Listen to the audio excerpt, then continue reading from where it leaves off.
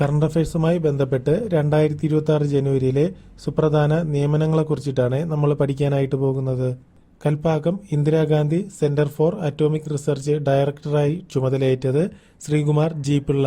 Sreekumar G പിള്ളയാണ് Kalpakkam Indira Gandhi centre for atomic research ഡയറക്ടറായിട്ട് ചുമതലയേറ്റത്. ഇദ്ദേഹമാണ് ഇതിന്റെ മേധാവിയാകുന്ന ആദ്യ മലയാളി. അപ്പോൾ Kalpakkam Indira Gandhi centre for atomic റിസർച്ചിന്റെ ഡയറക്ടറാകുന്ന അഥവാ മേധാവിയാകുന്ന ആദ്യ മലയാളിയാണ് ശ്രീകുമാർ ജി പിള്ള. അടുത്തത് ന്യൂയോർക്കിലെ 112ാമത്തെ മേയർ സൊഹ്റാൻ മബ്ദാനി. ന്യൂയോർക്കിലെ 112ാമത്തെ മേയറാണ് സൊഹ്റാൻ മബ്ദാനി. ന്യൂയോർക്കിലെ ആദ്യ മുസ്ലിം മേയറാണ് സൊഹ്റാൻ മബ്ദാനി. അതുപോലെ ഇന്ത്യൻ വംശജനാണ്. സൊഹ്റാൻ മബ്ദാനി എന്ന് പറയുന്നത് ഇന്ത്യൻ വംശജനാണ്. അതുപോലെ തന്നെ ന്യൂയോർക്കിലെ ആദ്യ മുസ്ലിം മേയറാണ്. അതുപോലെ ന്യൂയോർക്കിലെ 112ാമത്തെ മേയറാണ്. സിക്കിം ഹൈക്കോടതി ചീഫ് ജസ്റ്റിസ് മുഹമ്മദ് മുഷ്താഖ്. ഇദ്ദേഹം കണ്ണൂർ സ്വദേശിയാണ്. അപ്പോൾ സിക്കിം ഹൈക്കോടതി ചീഫ് ജസ്റ്റിസ് മുഹമ്മദ് മുഷ്താഖാണ്. ഇദ്ദേഹം കണ്ണൂർ സ്വദേശിയാണ്. അറ്റോമിക് എനർജി റെഗുലേറ്ററി ബോർഡ് ചെയർമാനായി ചുമതലയേറ്റത് AK Balasubramanian.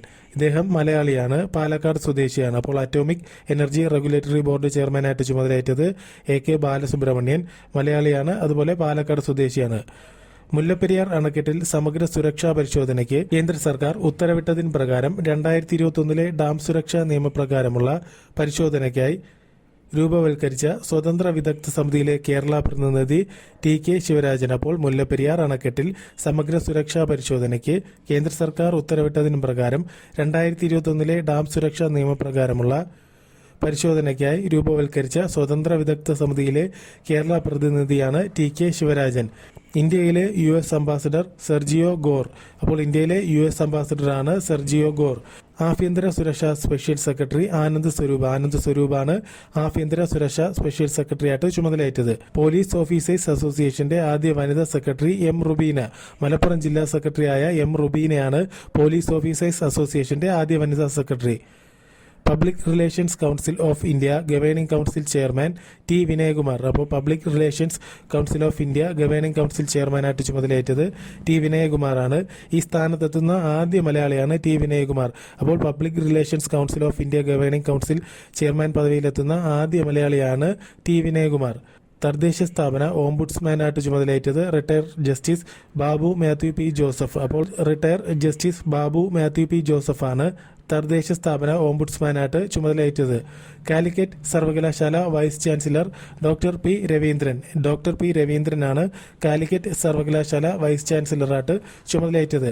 Vietnam communist party general secretary To Lam. അപ്പോൾ ടോ ലാം ആണ് Vietnam communist party general secretary. Kerala media academy vice ചെയർമാനായിട്ട് ചുമതലയേറ്റത് KP റെജിയാണ് കേരള മീഡിയ അക്കാദമിയുടെ വൈസ് ചെയർമാൻ. ഇന്ത്യൻ വനിതാ ഫുട്ബോൾ ടീമിന്റെ മുഖ്യ പരിശീലക അമേലിയ വാൽവെർഡെ. അപ്പോൾ ഇന്ത്യൻ വനിതാ ഫുട്ബോൾ ടീമിന്റെ മുഖ്യ പരിശീലകയാണ് അമേലിയ വാൽവെർഡെ. ഇവർ കോസ്റ്ററിക്ക സ്വദേശിനിയായ അമേലിയ വാൽവെർഡെയാണ് ഇന്ത്യൻ വനിതാ ഫുട്ബോൾ ടീമിന്റെ മുഖ്യ പരിശീലക. യമൻ പ്രധാനമന്ത്രിയായിട്ട് ചുമതലയേറ്റത് ഷയ മെഹ്സൻ സിൻദാനിയാണ്. അപ്പോൾ ഷയ മെഹ്സൻ സിൻദാനിയാണ് യമൻ പ്രധാനമന്ത്രി. 2030 ഇന്ത്യ ആതിഥേയത്വം വഹിക്കുന്ന കോമൺവെൽത്ത് ഗെയിംസിന്റെ ഒരുക്കങ്ങൾക്കായി രൂപീകരിച്ച പ്രത്യേക നിർവഹണ ഏജൻസിയുടെ അധ്യക്ഷ അഥവാ ഏജൻസിക്ക് നേതൃത്വം നൽകുന്നത് PT ഉഷയാണ്. അപ്പോൾ PT ഉഷയാണ് 2030 ഇന്ത്യ ആതിഥേയത്വം വഹിക്കുന്ന കോമൺവെൽത്ത് ഗെയിംസിന്റെ ഒരുക്കങ്ങൾക്കായി രൂപീകരിച്ച പ്രത്യേക നിർവഹണ ഏജൻസിയുടെ അധ്യക്ഷ. അതുപോലെ ഇന്ത്യൻ ഒളിമ്പിക് അക്കാദമി പ്രസിഡന്റായിട്ട് ചുമതലയേറ്റതും PT ഉഷയാണ് ഇന്ത്യൻ ഒളിമ്പിക് അക്കാദമി പ്രസിഡന്റായിട്ട് ചുമതലയേറ്റത്. അതുപോലെ ഇന്ത്യൻ ഒളിമ്പിക് അസോസിയേഷന്റെ പ്രസിഡന്റ് എന്ന് പറയുന്നതും PT ഉഷയാണ്. അപ്പോൾ 3 കാര്യങ്ങളാണ് 2030 ഇന്ത്യ ആതിഥേയത്വം വഹിക്കുന്ന കോമൺവെൽത്ത് ഗെയിംസിന്റെ ഒരുക്കങ്ങൾക്കായി രൂപീകരിച്ച പ്രത്യേക നിർവഹണ ഏജൻസിയുടെ അധ്യക്ഷയാണ് PT ഉഷ. ഇന്ത്യൻ ഒളിമ്പിക് അക്കാദമിയുടെ പ്രസിഡന്റാണ് PT ഉഷ. ഇന്ത്യൻ ഒളിമ്പിക് അസോസിയേഷന്റെ പ്രസിഡന്റും PT ഉഷയാണ്. അടുത്തത് ഉഗാണ്ട പ്രസിഡന്റ് യൊവ്വേരി മുസേവേനിയാണ് ഉഗാണ്ടയുടെ പ്രസിഡന്റായിട്ട് ചുമതലയേറ്റത്. കേന്ദ്ര വിജിലൻസ് കമ്മീഷണർ പ്രവീൺ വസിഷ്ഠയാണ് കേന്ദ്ര vigilance commissioner. Indo Tibetan border police director ജനറലായിട്ട് ചുമതലയേറ്റത് ശത്രുജിത് സിംഗ് കപൂർ ആണ് Indo Tibetan border police director ജനറലായിട്ട് അടുത്തത് അതിർത്തി രക്ഷാ സേന ഡയറക്ടർ ജനറൽ പ്രവീൺ കുമാറാണ് അതിർത്തി രക്ഷാ സേനയുടെ ഡയറക്ടർ ജനറലായിട്ട് ചുമതലയേറ്റത്. ദേശീയ അന്വേഷണ ഏജൻസി മേധാവി രാകേഷ് അഗർവാൾ ആണ് ദേശീയ അന്വേഷണ ഏജൻസിയുടെ മേധാവി.